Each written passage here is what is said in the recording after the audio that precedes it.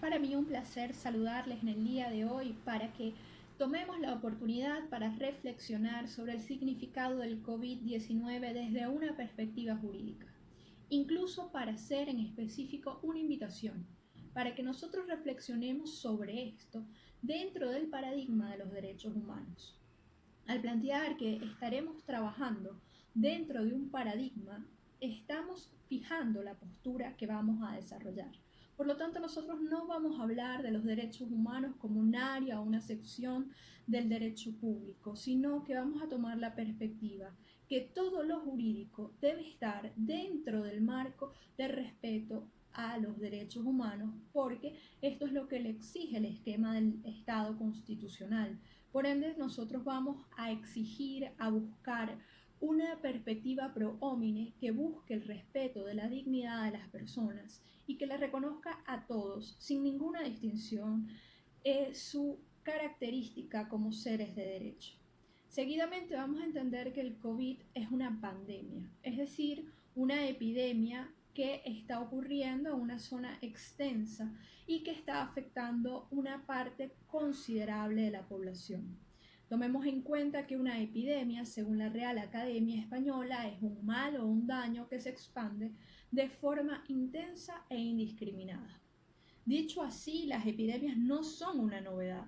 Nosotros como familia humana las hemos conocido, existió la peste negra, la fiebre amarilla, la gripe porcina. También recientemente estábamos luchando contra la situación del ébola, que recién en 2020 se declaró como concluido el capítulo epidemiológico, pero que tuvo un gran pico entre el 2014 y 2016. Tenemos también toda una tarea pendiente en la erradicación, el tratamiento del tema del VIH.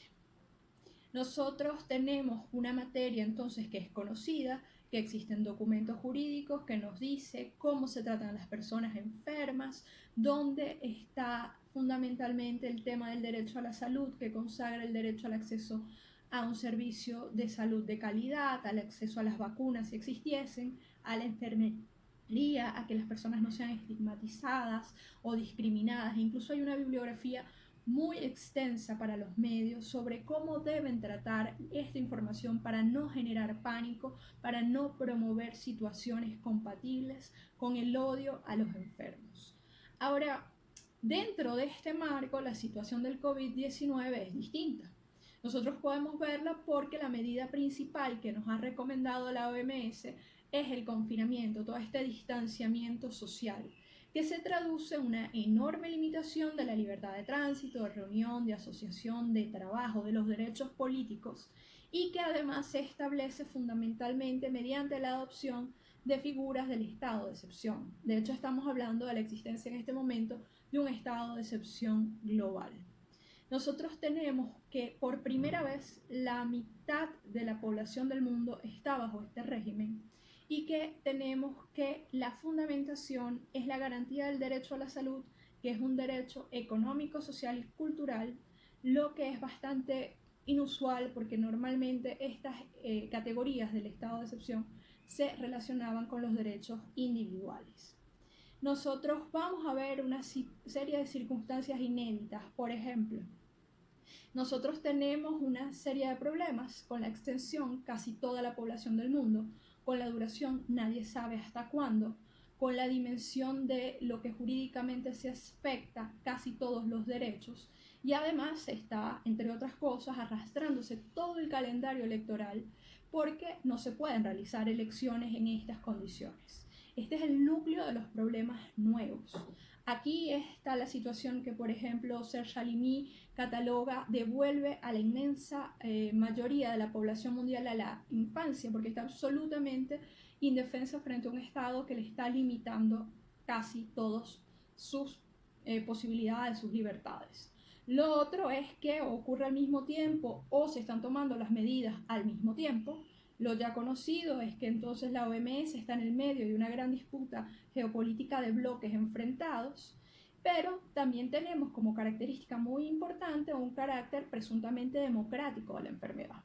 Nosotros tenemos en principio que cualquiera se puede enfermar de esto, sea un obrero, un trabajador, un latinoamericano, un europeo, incluso un ministro o un presidente. Aquí Hay otra puerta muy importante para una pregunta. ¿El COVID-19 es una crisis de los derechos humanos o es simplemente una ventana que nos ha permitido ver la precaria garantía de los derechos humanos para las grandes mayorías? Ciertamente cualquiera se puede enfermar de COVID, pero no cualquiera se puede curar. En este punto, más allá de las decisiones de Dios, nosotros tenemos dos elementos importantísimos en la garantía del derecho. El primero es el estado de salud general de la población y el segundo es la situación de los servicios de salud en ese lugar. Entonces, allí es donde podemos preguntarnos si el COVID-19 es una crisis capitalista del modelo neoliberal de reducción del estado de bienestar, y aquí vamos a ver cómo se han configurado las decisiones. Por ejemplo, en Italia la mayor parte de los fallecidos eran personas de mucha edad, que incluso fue muy polémico que se dijese que los mayores debían ceder la capacidad de ser tratados a los más jóvenes, que se estimaba tenían mejores condiciones para sobrevivir. En Estados Unidos la mayor parte de los muertos son personas afrodescendientes y latinoamericanos. La categoría de población más vulnerable está relacionada con los migrantes, las personas sin domicilio fijo, los grupos indígenas, las personas que están privadas de su libertad. Entonces, resulta que la situación no es tan homogénea, y menos cuando nosotros intentamos ver números que manejaba la ONU antes de la pandemia. Entonces tomamos algunos datos. 100 millones de personas no tienen hogar. 3 de cada 10 personas viven sin agua potable en casa. Y en el mundo, entre el 15 y el 71% de las mujeres ha sufrido violencia doméstica. Y a esas personas nosotros les estamos diciendo, o el sistema les está diciendo, quédese en su casa, lávese sus manos y viva con su agresor. Y esto sin entrar al tema laboral, que nos demuestra que las personas que no tenían ahorros ahora no tienen ingresos, que existe una gran población que vive del trabajo diario y que además existe una gran exposición a situaciones ilegales para obtener alguna manera de sobrevivir. De este modo, el COVID es sobre todo una manera que nos permite visualizar un sistema enfermo, ese que tiene teóricamente en las academias más de una década discutiendo si la universalidad falló o es que llegar a ser universal era la aspiración de la Declaración Universal de los Derechos Humanos. Entonces nosotros no vemos una enfermedad que se desarrolla de manera democrática, porque nosotros también vemos la persistencia de prácticas genocidas como bloqueos, como saqueos, donde tenemos una crecida histórica de la población migrante, de la población que sufre hambre o que está encarcelada. Visto así, nos podemos hacer algunas preguntas. ¿Por qué no nos alarmó tanto la situación del ébola? ¿Era porque estaba lejos de los centros de poder que tomaban estas decisiones? ¿Es realmente la diferencia entre los países y la posibilidad de incrementar la diferencia un cuestionamiento o una relativización del principio de igual dignidad e iguales derechos, que es la base del sistema de derechos humanos? ¿Es realmente el mayor temor del COVID-19 que signifique una intervención mayor del Estado en los derechos individuales bandera del neoliberalismo? Y esta es la primera página de las revistas europeas hoy en contra de las posibilidades de usar tecnología para seguir a las personas. Es decir, es un abanico de situaciones, es un replanteamiento y una necesidad de decir: hay mucho que cambiar en temas de derechos humanos. Gracias.